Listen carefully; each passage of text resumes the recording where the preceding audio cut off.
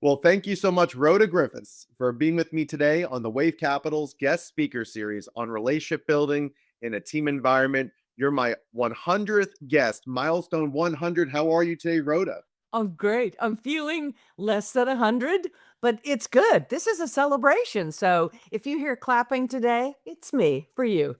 Thank you so much, Rhoda, and kudos to you on an amazing and incredible career. And as I was mentioning to you offline, I first saw you on the big screen in Walk the Line in a scene with Reese Witherspoon. You have acted in The Blind Side with Sandra Bullock. You've been in We Are Marshall with Matthew McConaughey, Hunger Games with Jennifer Lawrence, Big Mama's House 2 with Martin Lawrence. And when you think of all the movies you've done in major motion pictures, independent film, when you think about even your theater based career, what does relationship building mean to you, Rhoda? And what has it meant for your professional career in acting? Well, that's a good question. I look at relationships as honest human behavior. We're all in relationships of a sort. With theater, it's more considered an ensemble. And as an ensemble member, which I thoroughly enjoy, repertory acting that you'll do one show one night, another show the next night, you rehearse them all three at once. I find that so thrilling. The relationship each character has so many different facets. So I can't imagine not doing a job with relationships. Everything we do is in regard to relationships. There's either hierarchy. Is this person someone that is higher in status than I am? Do I love this person? What's my emotional attachment to them? There's so many things when you're doing script work that affect your relationship. But on the outside looking in, I think we enjoy working with some people more than others just because we're either more like them or I always wonder in a Zoom audition, which is the norm now, how do they get that sense of who you are? What is that? And they can decide in a few minutes, oh, I could spend 2 months with her in New Orleans on a set, or I don't know. I don't know what it is, but you know when it works and when it doesn't.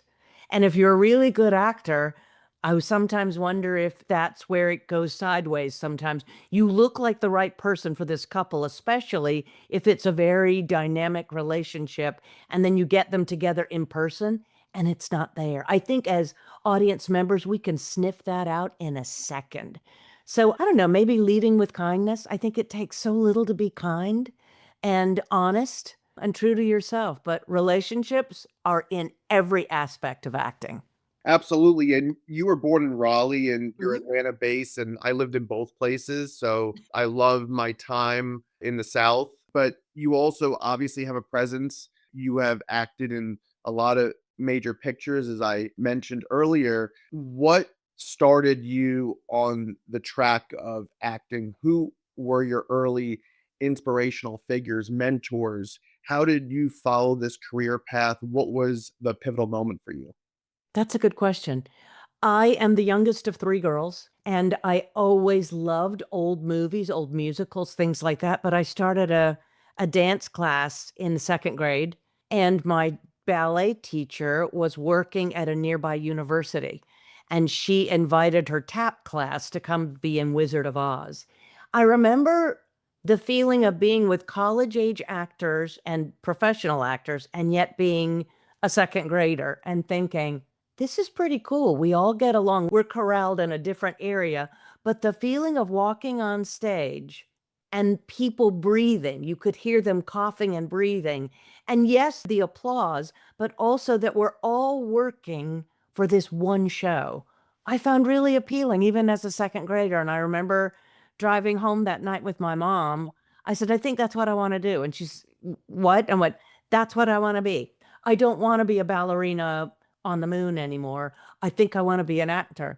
And as a wonderful parent, she listened to me, and so from then on, that's all I've ever worked toward. So I'm very fortunate. I didn't realize everybody didn't do that, but I'm very fortunate that I've been able to follow my passion and do what I genuinely love and would do for free. Thank goodness it's not free, but it's a wonderful journey. But there are so many people that have lifted me or worked with me and helped me to be a better actor.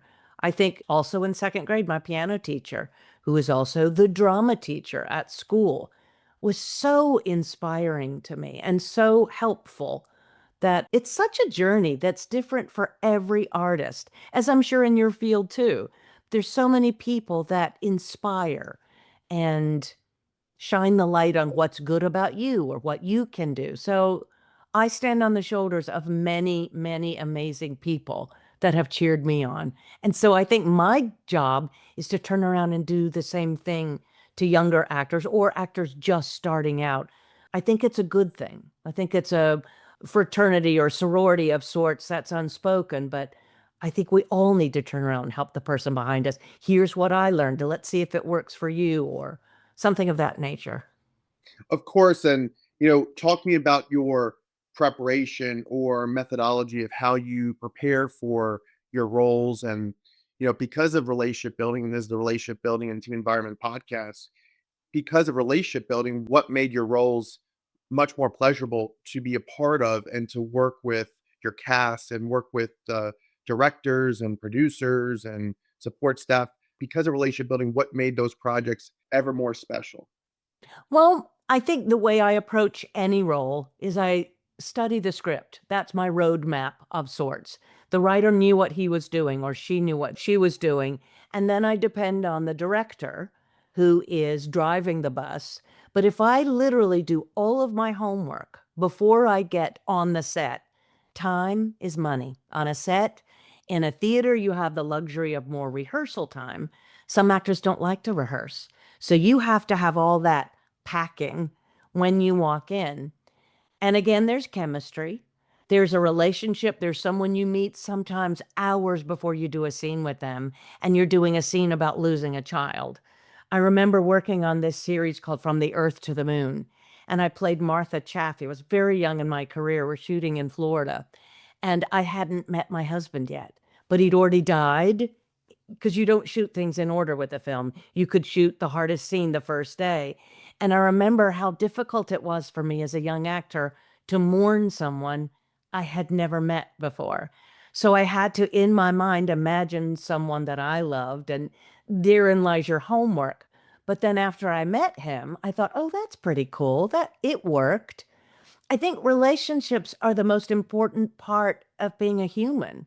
So just adding that into your work makes it more believable. I'm normally cast as a sort of opinionated white woman, which I don't know what about this says biatch, but I guess, ride the horse you're handed. I am always interested in looking at the underbelly of a character. Not just that you're evil or you can never judge your character. I am justified in doing this because dot, dot, dot, or this has happened. So I build my backstory according to what's in the script, and I enjoy playing with the people around me. And that helps identify, oh, I can take that. Oh, I can take that. It's a process. And I can't say there's an A plus B equals C because every single one is different, thank goodness. But I like to do something that scares me just a little bit each job. Like this. This is not a comfortable setting. There's a square and I'm looking at you, but I feel like I know you already. You're easy to talk with. So I think each job, each character, I just try to listen and pick up on cues that help me as an actor. And it seems to work out. I think there's always going to be an antagonist in a story at some point. I'm lucky to be a character actor and maybe be the antagonist most of the time, which is good. I try not to be a mean or evil person, but for some reason, that seems to be my brand. If you're a well-trained actor, especially where I went to school, you should be able to do anything. So branding was considered negative.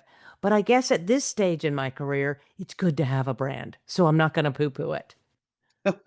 Well, what is the best advice that you have ever received from one of your colleagues? And when you think about all the different genres of art that you've been a part of on a stage, in a movie, wherever you have delved into your career and really have gotten involved in it so much where you almost feel like, wow, I am this person when the camera's on. I can relate to this person.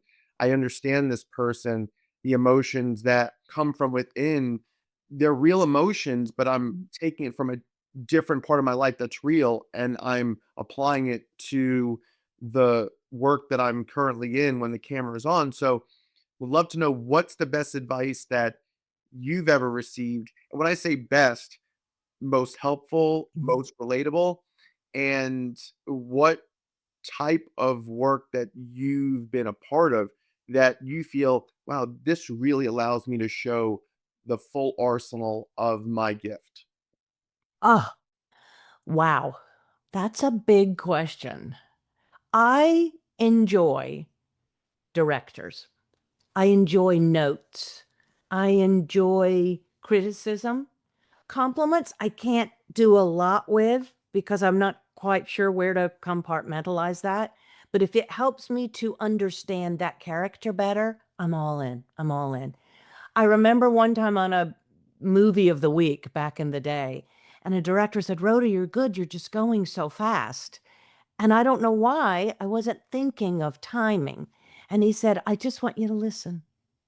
And if you listen to the other person and literally stop, most of the time it fits together. So that helped me a lot. Just listen. I think the second thing was a lot of directors will say, just do you. You just do you. And if you don't know who you are yet or what that character is, that's not really helpful. Or try it one more way, this time a little crunchier. Always ask questions because I have no idea what crunchy means. Help me understand what you're saying.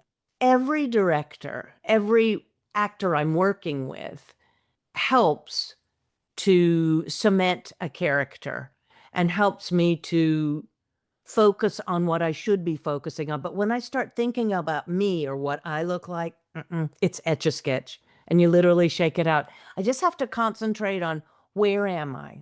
What do I want? Who is this person? Where am I going to go next? It's a lot of Stanislavski training. It's Uta Hagen, but marry them together.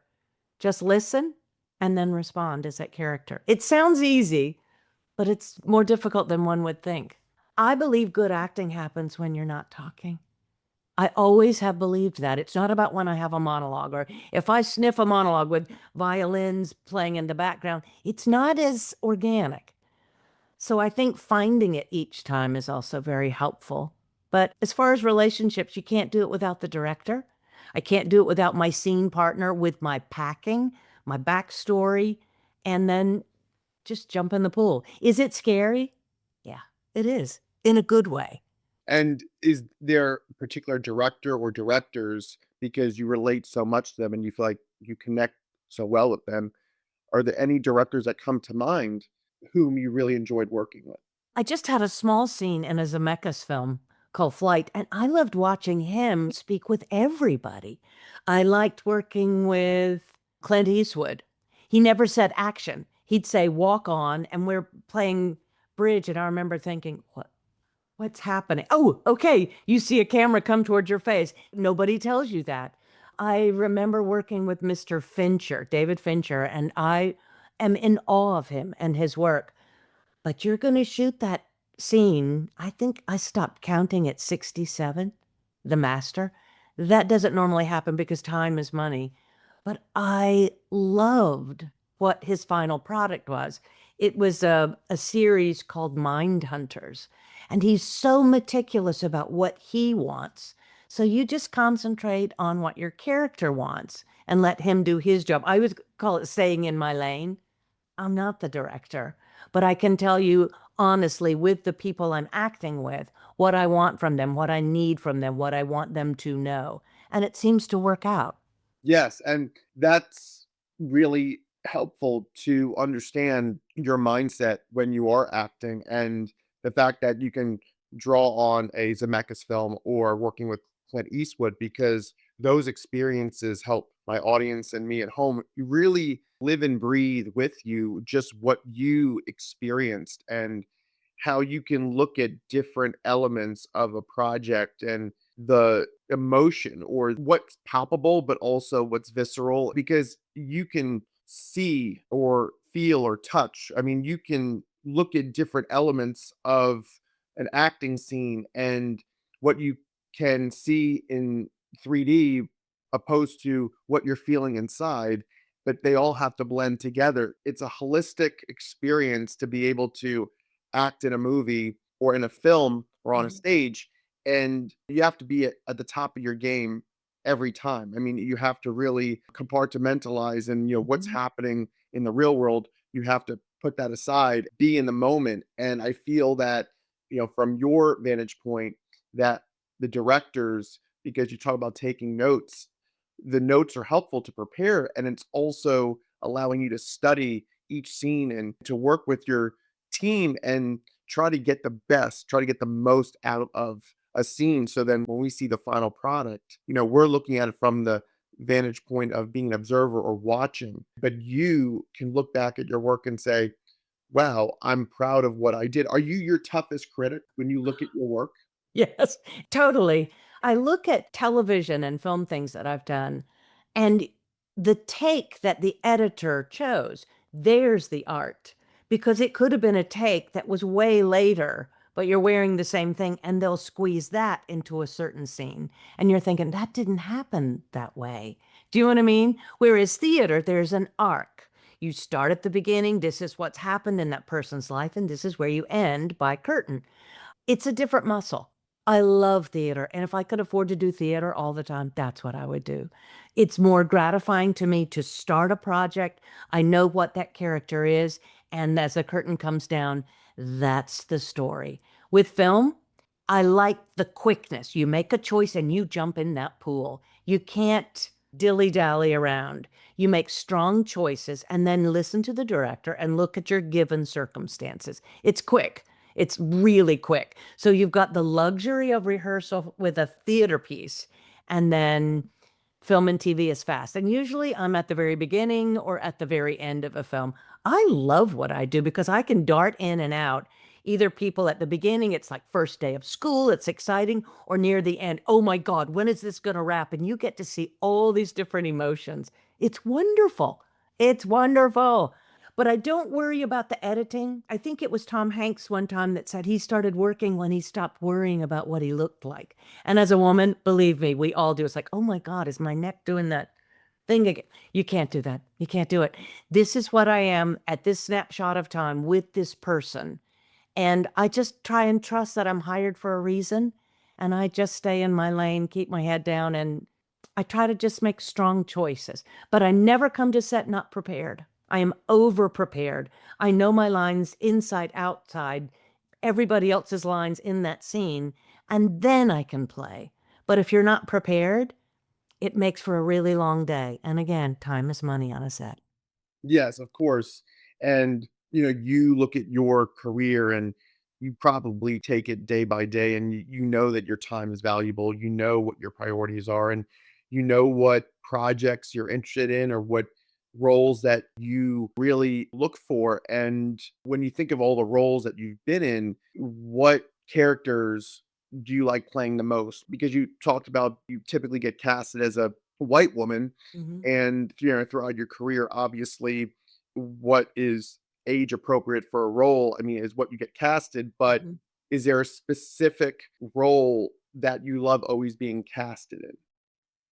I love character roles. I think they're so much more interesting. I know in college, I went to the North Carolina School of the Arts, the University of the North Carolina School of the Arts in Winston-Salem, which I absolutely adore. It's an amazing school that pretty much made me who I am. I was not the pretty girl. And as you're just getting out of school, everything's about the pretty girl. And I kept thinking, oh, I'm not the leading lady. Little did I know, the leading lady, if you're not a big fat star, your window of opportunity stops. It's in LA, sometimes in your 30s.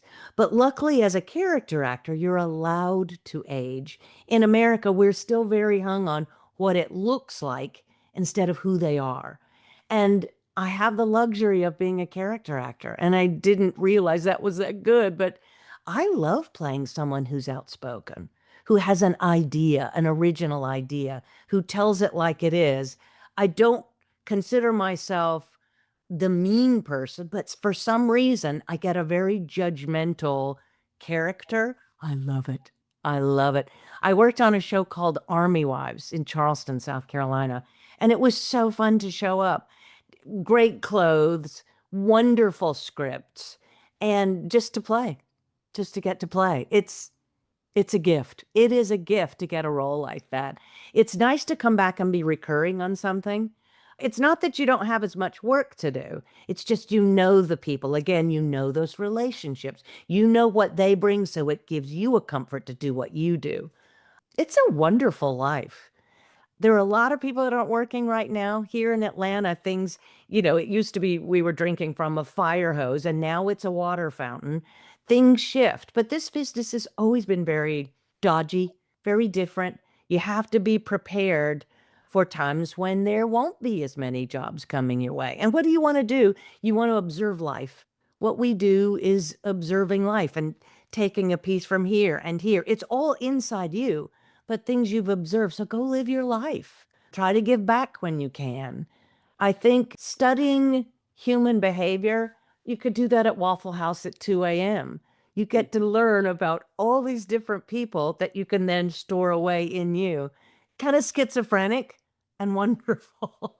Was wondering if you had the opportunity to meet Lou Holtz, because Lou Holtz, who is the former Notre Dame head football coach who won a national championship and back in 1988-89 season, and he appeared in The Blind Side with Sandra Bullock, and he coached at NC State, and you're from Raleigh. Yeah. And so I love that I can draw that parallel or that connection because he was my first guest on my podcast. I've also had Del Harris, the former Los Angeles Lakers head coach, and he had a speaking role in Michael Jordan's Space Jam. So I love that even when we're talking, I'm thinking about my other guests who have had the opportunity, although brief, because their main profession was coaching. But I wanted to talk about The Blind Side and how much of that movie, getting to work with Sandra Bullock, and even when you look at the big stars like a Matthew McConaughey and We Are Marshall, or Jennifer Lawrence, Hunger Games, or Reese Witherspoon with Walk the Line, how much interaction do you have with them, on set? I would love to have said I met Mr. Holtz, but it depends on your schedule of your shoot. So with him, all his scenes were at a different time and ours did not brush against one another for some reason. You never know. You just never know. I had a certain time on that set, and it was all my scenes were with Sandy Bullock and this circle of friends at whom I knew all of them. I knew the director because that's when you went in the room to audition, which is wonderful. Instead of a Zoom, they can say, well, try it this way or try it this way. You are always waiting in sort of a green room in your chairs with your name on the back. You're waiting, and sometimes if they're doing a scene that day, sometimes you're doing it in another area. You do brush. But no, I didn't get to meet him. The only people I met were the ones in my scene and with Sandy Bullock, she is a rock star. She is just as giving and loving as you would imagine. She's a good person. And that film turned out so well. Everybody always says, oh, it's good. You don't know. The script can be wonderful, but still what happens in the making of it, sometimes it doesn't translate. I don't know what that is. I stay in my lane, but there are other times working with Reese was great because she's this tiny little thing. And I found myself slumping down the road. Rhoda, you got to stand up. It was like, if I stand up, I won't be in the scene because she's just a credit card sized person. I had these scenes with Joaquin to shoot later, and then it got later in the day, so we didn't get to shoot some of those. But he's in the store at the same time, and we had so much fun. He was cutting up a lot during our scene, and I was thinking, oh my God, you are totally sabotaging this scene. What are you going to tell him to stop? So much fun to work with. There are a lot of people that you get to meet at a meal in a film or TV set. That's a lot of fun. You try not to interrupt them, but if they're sitting with you and you just happen to talk, you can tell when somebody's really new at this because they're starstruck and they start stuttering or staring, and you're thinking, oh, you have to understand they're people just like us. They're actors just like us, just going to the next job. But we look at their body of work as that they're different. It's just they had a different it's a different journey, and it's a different journey for everybody. But It's a wonderful journey. I love working with everybody. If you're a star, if you're unknown, it doesn't matter to me. It's just a gift to be able to do what you love to do with all these amazing actors. Yeah, that's amazing, Rhoda. And I love that we have things in common where you're born in Raleigh. I lived in Raleigh for a year. I went to the University of North Carolina in Chapel Hill. So I love how we have the North Carolina connection, and the school that you went to is amazing. Over the years, I would come across people when I said I went to UNC Chapel Hill, and they would talk about how they went to the School of the Arts. And I lived in Atlanta and loved my time there.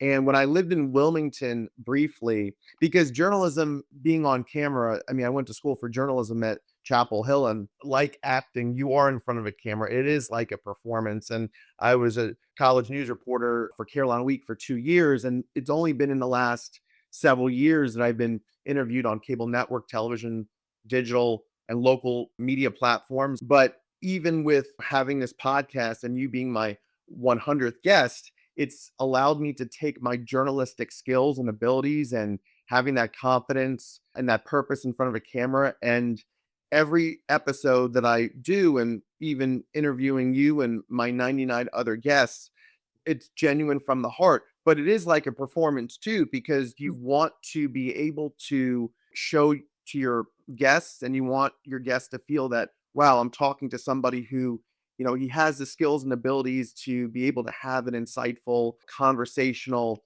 discussion about my career and how relationship building means so much. And I love the topic because it allows everybody from every walk of life.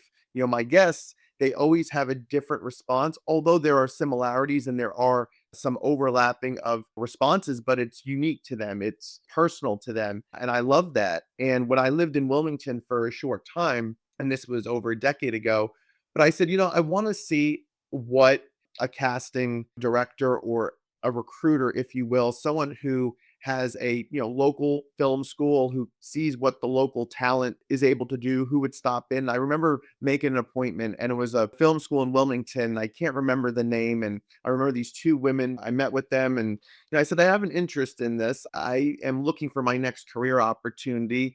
And I asked them what it would take and what the process is. And they were telling me how, Gregory Allen Williams, who acted with Denzel Washington in Remember the Titans, they said, we want to be able to see what you can do because we like sending people over there with promise because we have a connection with Gregory Allen Williams in Atlanta.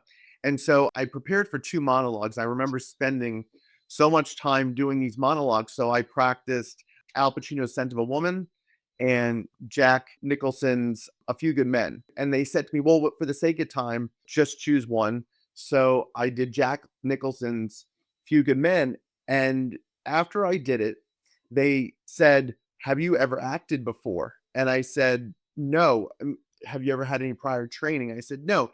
And they said, well, if you're serious, or if this is something you'd like to do at this time, that was impressive for not having any prior experience. So I felt good about myself knowing that at least I was getting praise or an honorable mention, if you will. Just it boosted my confidence because this is when I'm in my mid 20s and I'm in this in between stage. It's a unique time because I don't know exactly. I had a few experiences working at ESPN, NBC Universal, interning on Capitol. So just interesting experiences. But I'm like, is this the path I should choose? And so they said, if you are serious, we can send your name to Gregory because we can see if we can get you in a commercial. But they really wanted me to invest time into it. At the time, I wanted to do it. I was ready for it. But from a financial standpoint, I couldn't. I didn't have the resources to do it at the time. But now that I have this podcast many years later and I'm in front of a camera and I'm getting to interview guests, I want to be able to really show my guests that, hey, I can talk about not just sports or not just business or not just politics, but I could also talk to people who have lived a life in front of a camera like yourself and others. So that's why I'm so happy to be talking to you, because I feel like I can talk to like-minded people who could relate to the fact that, okay, he's somebody who has been in front of a camera, and he's somebody who enjoys what he does. And even having the television appearances that I've had on network, local digital platforms has brought me such great joy. So I really appreciate talking to you, who a lot of joy comes with your profession. And I can see on your face and from your experiences that you've shared with my audience and me how much you love it. I do. Thank you, thank you, thank you. I did wanna add that I believe training equals longevity. I look at computers and I liken that with the business of show. I'd never know all about computers. Every day there's millions of things coming out. You can never know it all. Same with acting. I always keep training. I work with younger students that get to decide, maybe journalism is better for you. Maybe that's the avenue for you. Maybe it's just being a good steward of the arts. I feel like I've done my job if I can help someone younger find their way, be it jump in an acting class. Do you want to see what film and TV is like? Start as an extra. Start at the very bottom. Oh my gosh, just watching how a scene is made is mind-boggling. Sign up to be an extra, and then you can go from there if you want to jump in some classes. But I do believe in training. I do believe that equals longevity. But this platform is fabulous, Garrett. There is a door for everybody, and that's thanks to you. Well, thank you. I really appreciate that insight and appreciate the kind words too. I love how you talk about mentoring students. So feel free to share any insight about what joy is brought to you when you mentor students and what relationship building means to you. Any final thoughts before we depart? Sure. I think mentoring, and as I said earlier about turning around and giving back, because I love this so much, it could help someone else as well. But if you're confused about what you want to do, it's always a good part-time thing to do as well. You don't have to give in 110% of being a professional actor. It's a difficult profession. Not only the best people are working all the time. You might just look right and be cast from walking down the street. It happens. So I'm not saying that everybody can enjoy this at some point in their lives. Get out, try it. Try something that scares you just a little bit to put yourself out there. Try a character. Try working backstage. Try any aspect of the arts. What it gives back is immeasurable. Students were taking honors theater students this next week to New York to see some really good theater. I love hearing what they got from a show versus what I got or another teacher.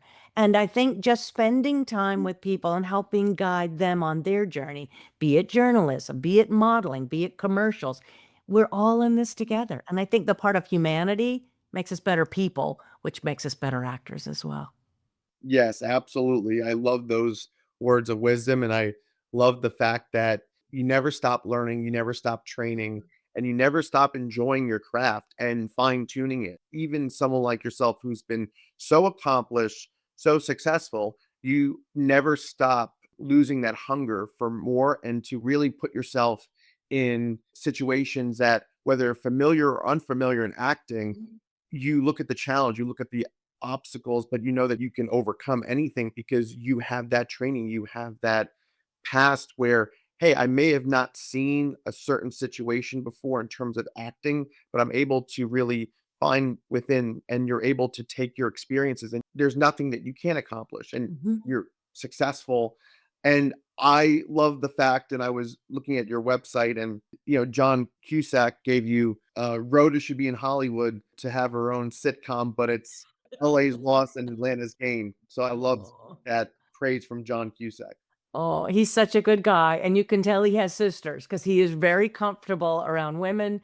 I adore that man. I think he is uber talented, and he is a giving, loving person. I got to spend a lot of time with him and the jury and Runaway Jury and having fun in New Orleans and seeing the difference of a star of his caliber, how he can go out into the city versus not being able to. And it was a real learning curve for me. But what a giving, amazing human who is a stellar actor in my book. I love and appreciate him so much. That's wonderful, Rhoda. Well, thank you again for being with me on the Wave Capital's guest speaker series on relationship building and a team environment. My 100th guest, Hollywood actress, Atlanta based, Rhoda Griffis. I look forward to staying in touch with you, and thank Misty and Sierra on your team for helping make this interview possible and coordinating with me to have you on. And I know that your time is very valuable and you have such a busy schedule. And I wish you all the best in your upcoming trip to New York with your students, and look forward to hearing all about it. Thank you so much again. Thank you, Garrett. Congratulations to you. Happy 100th. Keep Thank, going. thank you so much, Rhoda. You have a wonderful, blessed day. Take care and talk to you soon. Thank you.